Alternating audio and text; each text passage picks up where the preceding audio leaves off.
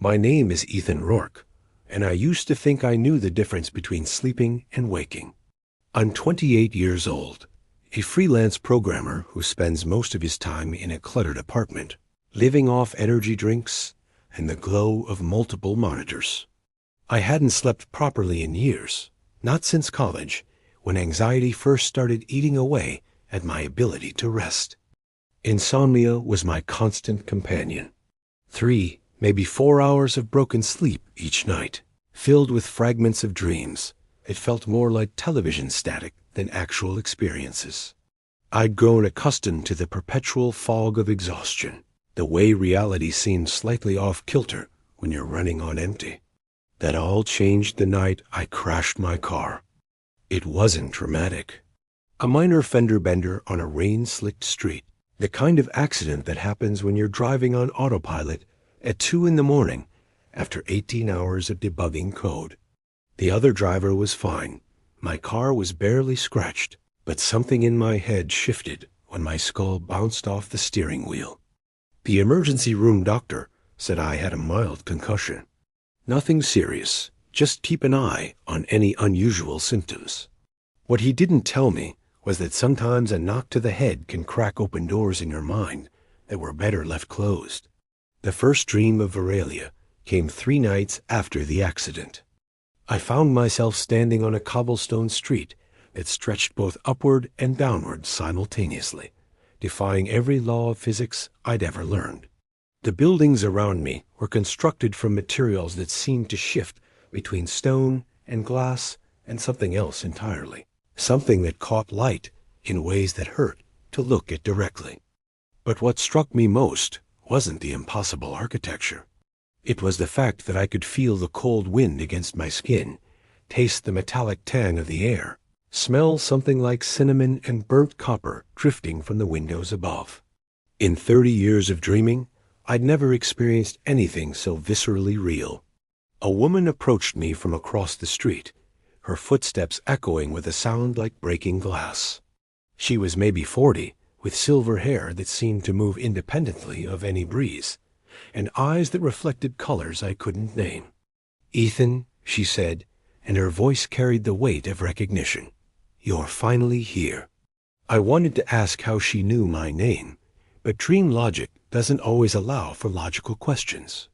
Instead, I found myself nodding, as if this meeting had been planned for years. "Where am I?" I asked. "Veralia," she said, as if that explained everything. "The city that exists between seconds, between refs, between the spaces where reality forgets to pay attention." She led me through streets that seemed to rearrange themselves as we walked. Buildings would shift positions when I wasn't looking directly at them. Street signs changed their text mid-sentence. The sky above us was a deep purple, filled with stars that moved in slow, deliberate patterns, like a celestial clock counting down to something I couldn't comprehend.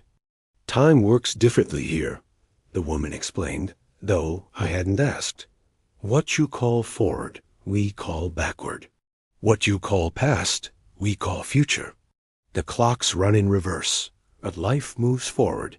It takes some getting used to." We passed a shop window, and I caught sight of my reflection. But instead of mirroring my movements, the reflection moved a second later, as if it was watching me and trying to copy what I did.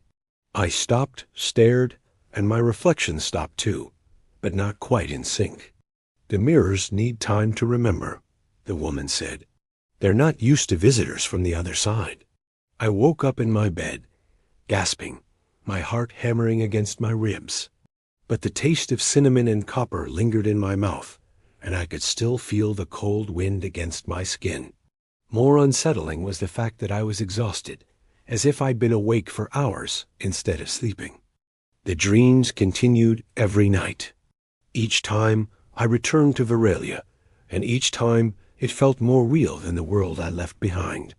I began to look forward to sleep in a way I never had before, eager to return to the impossible city where I was known, where I belonged in ways I couldn't explain. In Veralia, I had a routine. I'd wake up in what I came to think of as my room, though I couldn't remember how I'd acquired it. The walls were covered in photographs that seemed to show my life from angles I'd never experienced, moments I'd lived, but from perspectives I'd never seen. There was a picture of me as a child, playing in a backyard I didn't recognize. Another showed me graduating from college, but the ceremony was taking place in a building that didn't exist. I'd eat breakfast at a cafe where the waitress knew my order before I spoke it. Black coffee, no sugar, with something that tasted like French toast, but was made from ingredients I couldn't identify. The food satisfied hunger I felt in the dream, a visceral need that seemed to carry over from my waking life. The city was populated by people who acted as if they'd known me for years. They'd greet me by name, ask about my work, make references to conversations I couldn't remember having. But their faces were always slightly blurred, as if I was seeing them through frosted glass. Except for the dream watchers. I met them on my 7th night in Veralia. They found me sitting by the fountain in the city center, watching the water flow upward in a perfect spiral that defied gravity. There were 3 of them, dressed in coats that seemed to be cut from the same fabric as the night sky, stars and all. Ethan Rourke, the tallest one said, and his voice carried an authority that made me straighten instinctively. "We've been waiting for you to settle in." "Settle in?" I asked. "You've been here longer than you think," the second one said. She was younger, with eyes that held depths I couldn't fathom. "Every night for weeks now. But you're starting to remember, aren't you?" It was true. The dreams had begun to feel continuous, as if I was living a second life during the hours I thought I was sleeping. I could remember conversations from previous nights, could navigate the city's twisted streets without getting lost, could anticipate the way the mirrors would lag behind my movements. "What is this place?" I asked. "Veralia is a nexus," the third watcher explained. He was older, with silver hair and scars that seemed to shift position when I wasn't looking directly at them. "A point where multiple realities converge. It exists because it's needed, because consciousness requires a place to process the spaces between certainties. And you're here because you're caught between worlds," the tall one continued. "The accident damaged more than just your head, Ethan. It damaged the barriers that keep realities separate. Now you're bleeding through, experiencing both lives simultaneously." I wanted to dismiss what they were saying as dream nonsense, but the weight of their words felt too real, too significant. "What do you mean, both lives?" "You have a choice to make," the young woman said. "You can continue living in both worlds, but it's killing you. The human mind wasn't designed to process multiple realities simultaneously. Eventually, the strain will destroy both versions of yourself. Or," the older one added, "you can choose one reality to inhabit fully. But once you choose, the other will be lost to you forever." I woke up that morning more exhausted than I'd ever been. My body ached as if I'd been running for miles, and my mind felt stretched thin, like a rubber band about to snap. But it was what I found in my apartment that truly shook me. On my desk, next to my computer, was a coffee cup I didn't recognize. It was made from the same strange material as the buildings in Veralia, that substance that seemed to shift between states of matter. Inside, there were traces of coffee that tasted like cinnamon and copper. I spent the day trying to convince myself I was having a breakdown, that the stress of insomnia and the accident had finally caught up with me. But when I checked my GPS for directions to a client meeting, it showed street names that didn't exist. Veralia Avenue, Dreamwatcher Boulevard, Nexus Street. The streets vanished from the map when I looked again, but the memory of seeing them remained. That evening, I met my new neighbor. I was checking my mail when she emerged from the apartment across the hall, and my blood went cold with recognition. She was the waitress from the cafe in Veralia, the one who knew my order before I spoke it. But here, in the waking world, her face was clear, unblurred. "You must be Ethan," she said, smiling. "I'm Sarah. I just moved in yesterday." I stared at her, trying to process the impossibility of her presence. "Do I know you?" I don't think so, she said, but there was something in her eyes that suggested otherwise. Though you look familiar. Have you ever been to a little cafe on Veralia Avenue? The question hit me like a physical blow. I mumbled something about having to go and fled back to my apartment, my hands shaking as I locked the door behind me. That night, I returned to Veralia with a desperate need for answers. The city seemed more solid than ever, more real than the apartment I'd left behind. I could feel the texture of the cobblestones beneath my feet, could smell the complex mix of scents that drifted from the buildings around me. I found the dream watchers waiting for me in the plaza, as if they'd known I would come looking for them. It's accelerating, the tall one observed. The boundaries are breaking down faster than we anticipated. Sarah, I said, the waitress from the cafe. She's in my apartment building now. The realities are merging, the young woman explained. Elements from one world are bleeding into the other. Soon, the distinction between them will collapse entirely. What happens then? Chaos, the older watcher said simply. Two incompatible realities trying to occupy the same space. Both will be destroyed in the process. I felt the weight of their words settle over me like a heavy blanket. So I have to choose. Yes, they said in unison, but choose carefully. The decision is irreversible. I spent the next few days, both sleeping and waking, trying to make sense of my situation. In the waking world, I was a programmer with no friends, no family, no connections to speak of. I lived in isolation, sustained by caffeine and the glow of computer screens. My life was functional, but empty. A series of routines designed to keep me distracted from the fact that I was essentially sleepwalking through existence. In Veralia, I was known. I had a place, a purpose, even if I didn't fully understand what it was. People recognized me, welcomed me, treated me as if I belonged. The city itself seemed to respond to my presence, shifting and changing in subtle ways that suggested I was more than just a visitor. The choice seemed obvious. On my 13th night in Veralia, I found the Dream Watchers in their usual place by the fountain. But this time, they weren't waiting for me to ask questions. They were waiting for me to announce my decision. I want to stay, I said. I want to make Veralia my reality. They exchanged glances, and I saw something in their expressions that might have been sadness or relief or both. Are you certain? The tall one asked. Once you cross over completely, there's no going back. Your other life will end. What other life? I asked. A lonely apartment and a job that pays the bills? At least here I matter. Very well, the young woman said. But understand that crossing over changes you. You'll be fully part of this reality, subject to its rules, its limitations. You won't be a visitor anymore. I nodded, more certain than I'd ever been about anything. They led me to a building I'd never seen before, despite having explored every corner of Veralia. It was taller than the others, its walls made of that shifting material that seemed to exist in multiple states simultaneously.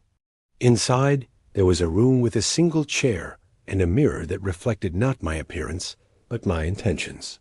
Sit, the older watcher instructed. Close your eyes. When you open them, you'll be home. I did as he said, feeling a strange sense of completion as I settled into the chair. This was right. This was where I belonged. I closed my eyes and felt myself sinking into the deepest sleep I'd ever experienced. When I opened them, I was in Veralia. But something was wrong. The city was different. The buildings were the same, but they felt hollow, empty.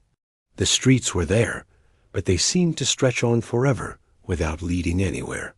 The sky was still purple, but the stars had stopped moving. I walked to the cafe where Sarah worked, but it was closed. The windows were dark, and when I peered inside, I saw that it was completely empty. No tables, no chairs, no sign that anyone had ever been there. I ran through the streets, looking for the people who had known me, who had greeted me by name. But the city was deserted. The only sounds were my footsteps echoing off the walls and the distant whisper of wind through empty spaces. I found a mirror in a shop window and stared at my reflection. But instead of the second delay I'd grown accustomed to, my reflection moved perfectly in sync with my movements. And its face was blurred, indistinct, as if I was looking at myself through frosted glass. The dream watchers were nowhere to be found.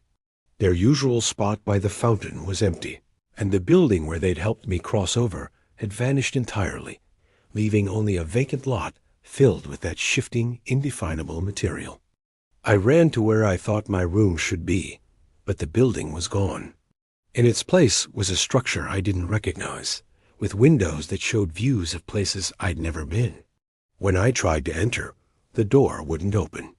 It was as if the building itself didn't recognize me. That's when I understood. I'd crossed over completely, yes, but in doing so, I'd lost the thing that made me special in Veralia. I was no longer a visitor from another reality.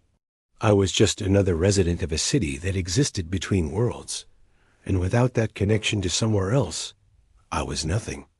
The clocks in Veralia had started running forward, just like in the waking world.